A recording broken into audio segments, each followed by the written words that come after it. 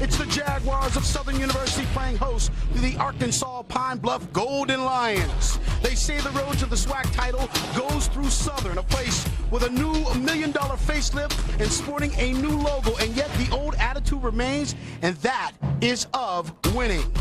Hello, everybody. I am George Johnson. Well, it seemed that last year, same time, here on BET, these two teams met in a game of clubs going in opposite directions. Southern University would lose that ball game. They would lose 4 of their first 5 games, pretty much be out of the race for the SWAC title. As for Arkansas Pine Bluff, they would win 3 of their first 4. They were in position, but neither team came home with the title. And yet it was this game that remains vivid in their minds. So you got one club looking for revenge, the other looking to prove that last year was no fluke. Last week, it was Arkansas Pine Bluff who would spot Mississippi Valley State, a 9-3 halftime lead. The defense steps it up. They win that one 19-9. As for Southern, Southern got beat last week by Northwestern State, another club that is from the state of Louisiana, a game that really hurt their chances of getting off on a good start. I'm going to have an easy job up here because I've got 2 capable veterans helping me with this broadcast. First, I want to introduce you to the former quarterback of the Syracuse Orangemen, who spent 7 years in the National Football League,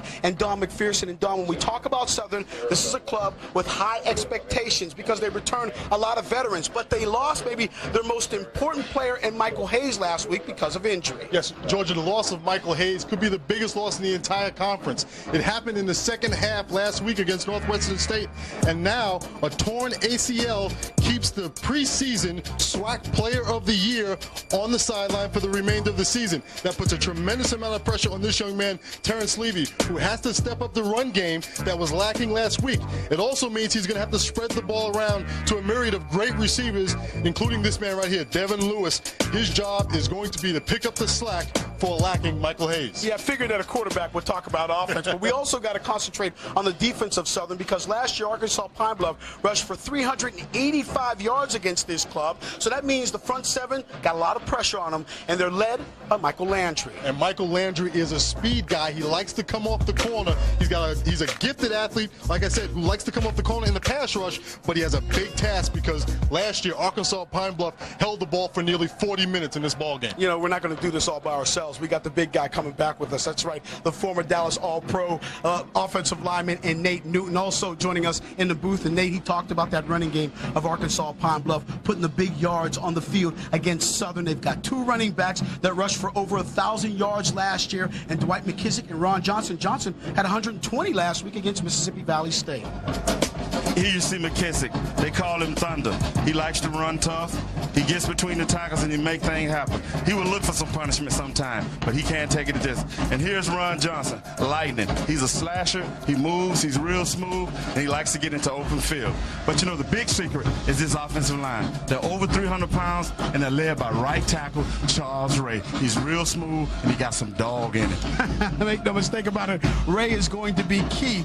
Yeah, make no mistake about it, the big guy's going to have to play big. But also the defense of Arkansas Pine Bluff going to have to come up large, especially that secondary. Last week, Terrence Levy threw the ball 47 times. So they're going to be tested, including guys like Dante Wesley. Dante Wesley is the type of guy that the pros look at. He's a big guy, running 4.3 40, very athletic, and can make things happen. If they put the ball up that many times, Dante Wesley will have him a few. Well, Pete Richardson, in his 8th season with Southern, the club was 6-5 last year. That, of course, not good enough for the 4-time SWAC Coach of the Year, who led his team to the first ever SWAC championship 2 years ago. He wants to get back, but he knows in order to do so, he's going to have to come up with a victory tonight against the Golden Lions. Looking for revenge here in Baton Rouge, Louisiana.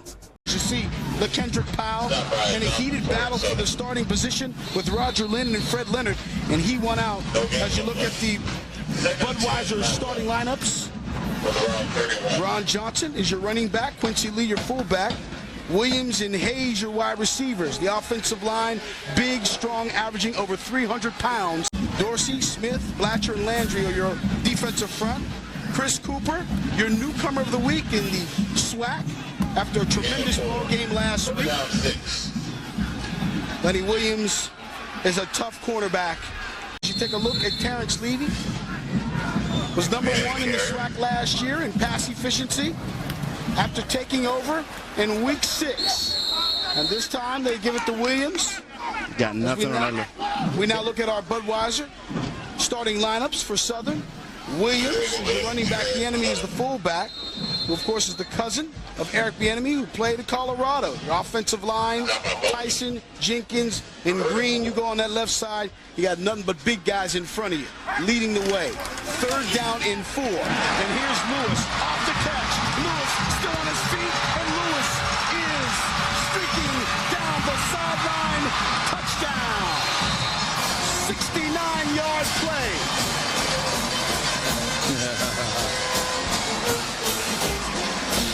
Well, last week he had a 79-yard touchdown reception as Villagrano in to attempt the point after the penalty, and he converts on it.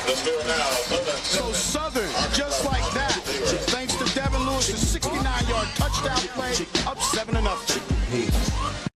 So they move back 5 yards. Levy on 3rd down, looking down the sideline. Yes, sir! Big time play. Touchdown, Southern.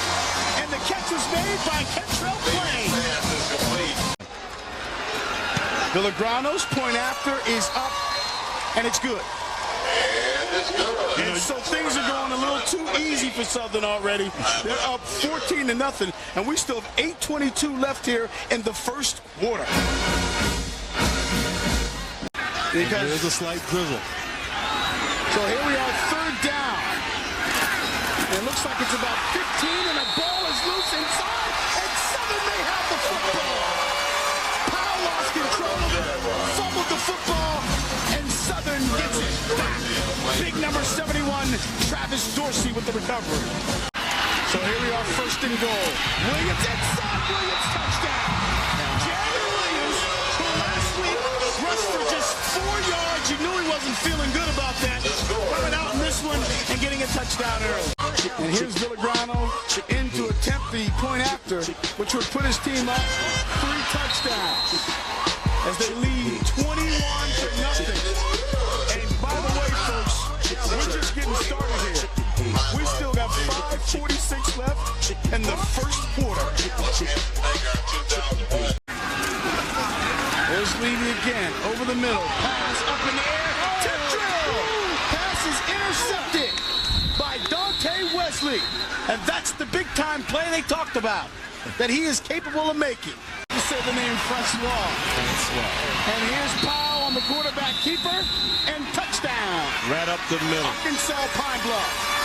The PAT is up, and it's good. The ref was slow to say something. And so, just maybe Lee Harvey knew something we didn't. He was called for a reason. They're back in it. Called any timeout, so if they don't get in here, they can take a timeout, if I'm not mistaken. But they get in anyway. And Williams gets in for the touchdown. Antonio scoring his 2nd touchdown of the season. And Francisco's kick is good. So it's now 28-7. With half a minute left. And Pete Richardson's club has been in control throughout this football game. And here's Powell going to the end zone. Touchdown, Arkansas Pine Bluff. And boy, how they let the receiver get behind him. For the score. You play Southern defensive line was running games, but Arkansas Pine Bluff offensive line held in there real well.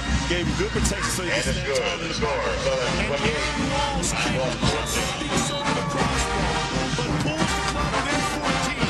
Back right after this.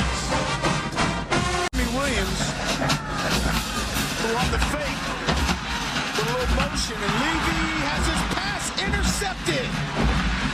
And the defense for Arkansas Pine Bluff still coming up with the plays. This time, Terrell Hemmings with the interception. Here's Powell again, going to throw the football. Intercepted! And dropped! And the ball's still loose! And did Arkansas Pine Bluff get it back? Yes! Bradley been making big plays all day and just made another one. Watch out, Mr. Powell. Here comes Chapman. And again, it slips out of his hands. And you've got to keep on playing that, because that might be a fumble. Picked up by Williams. Williams going down the sideline. And we talked about it before. You've got to stay alert. And Williams picks it up. Jakari Williams, the senior from California, picks up the fumble, races down the sidelines for the touchdown.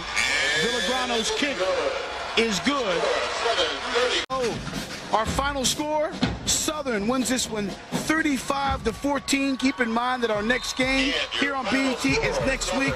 Jackson State taking on Tennessee State. Time for us to leave, and we will join Comic View in progress from Southern University here in Baton Rouge, Louisiana. Once again, Southern wins 35-14.